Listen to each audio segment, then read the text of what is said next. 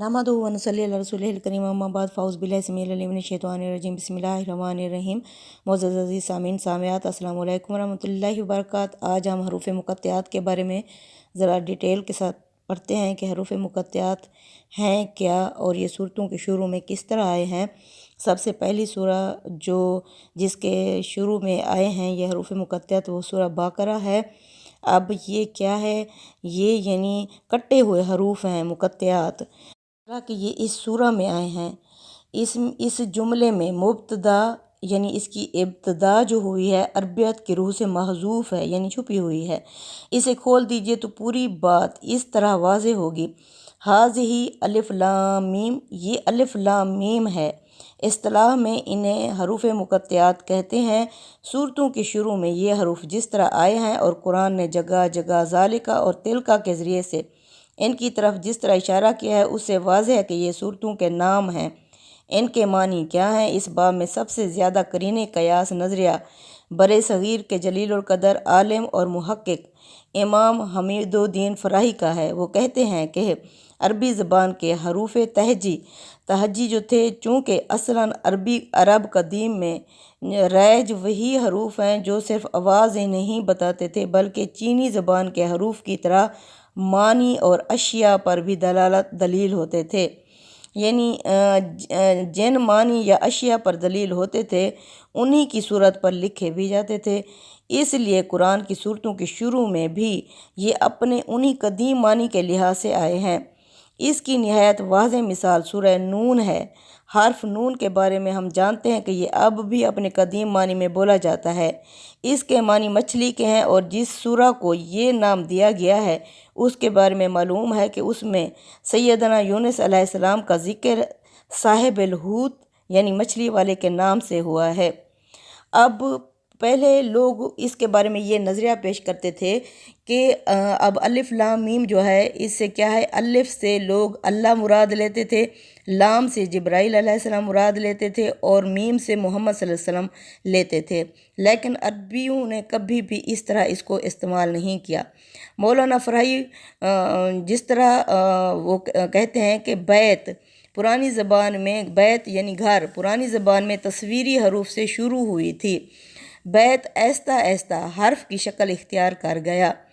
अब अलिफ क्या है, बैल का सर लिखा जाता है, बैल का सर जैसे कि कैपिटल आई लिखा जाता है। पहले अलिफ को इस तरह लिखा जाता था, इस तरह के जैसे ये बैल का सर हो। तो पुराने ज़माने में हरूफ तस्वीरी शक्ल में लिखे जाते थे। लाम आज भी असा है, असा यानी छड़ी है, जिसे जैसे बूढ़े लोग छड़ी यानी असा पकड़ते हैं, मगर ये उलट गया है, असा का पकड़ने वाला हिस्सा नीचे आ गया है। मीम पानी की मौज को कहते हैं। अगर आप छोटी मीम बग़ैर लंबे डंडे किए बग़ैर लिख लेते तो ये पानी की मौज की तरह मौलाना फ़राही तक तो ये यानी ये पानी की मौज की तरह थी। मौलाना फ़राही तक तो ये बात थी। बाकी उलमा इस पर काम कर रहे हैं कि ये हरूफ मुक़त्तआत मुकम्मल हरूफ हैं जिन पर सोच विचार हो रहा है।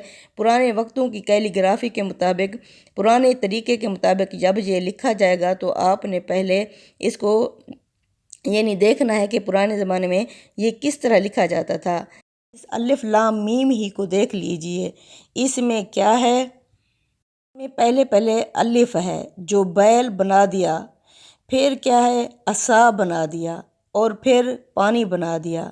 जो बैल है उसको असा पानी तक ले गया।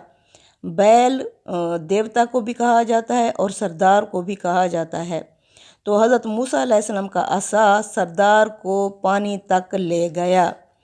अलिफ लाम मीम का मतलब हो गया कि हज़रत मूसा असा के ज़ोर पर फ़िरौन को पानी में गर्क करते हैं। ये नज़रिया है डॉक्टर साजिद हमीद साहब का। अभी भी इन हरूफ के ऊपर मज़ीद काम हो रहा है। जब ये काम मुकम्मल हो जाएगा तो किताबी शक्ल में ये किताब भी सामने आ जाएगी कि हरूफ मुक़त्तआत का क्या मतलब हो सकता है। अब ये क्या है, सूरत नमल शुरू हो रही है। इसमें त्वासीन, अब त्वासीन त्वा हो सकता है तूर या तुवा, اور سین سے صحرائے سینا بھی نکل سکتا ہے کہ حضرت موسیٰ علیہ السلام کو جو تورات دی گئی تھی وہ طوّا یا کہ مقدس وادی تھی، طور کا پہاڑ تھا، صحرائے سینا تھا، جس پر یہ یعنی حضرت موسیٰ علیہ السلام کو یہ تورات دی گئی تھی۔ اب اس میں یعنی صورتوں کے حوالے سے پھر اس میں جو تفصیل ہوگی کہ یہ یہاں سین کس لیے استعمال ہو رہا ہے، طوّا کس لیے طوا استعمال ہو رہا ہے، طوّا پر یا طور کے اوپر۔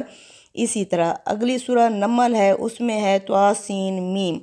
اب کیا ہے، طوا سین پھر طوّا، طور اور جو صحرائے سینا، اور جو میم ہے وہ کیا ہے، حضرت موسیٰ علیہ السلام کی زندگی بچی بھی 2 دفعہ پانی ہی کی وجہ سے تھی۔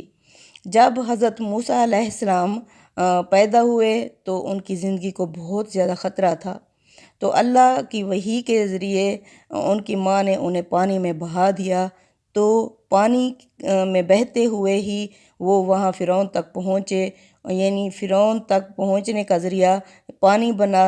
پھر انہیں پانی کے ذریعے سے ایک نئی زندگی ملی، انہوں نے بھرپور زندگی اپنی جوانی گزاری۔ اس کے بعد جب حضرت موسیٰ علیہ السلام کی دوسری دفعہ یعنی زندگی کی وہ ہوئی، ابتدا ہوئی، تو وہ بھی پانی کے ذریعے سے ہی ہوئی۔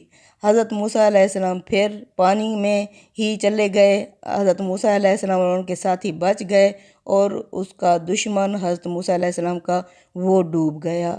پھر آگے جب وہ اپنی بنی اسرائیل کی قوم کو لے کے آتے ہیں تو سب سے پہلے کس کی ضرورت پڑتی ہے، پانی ہی کی ضرورت پڑتی ہے۔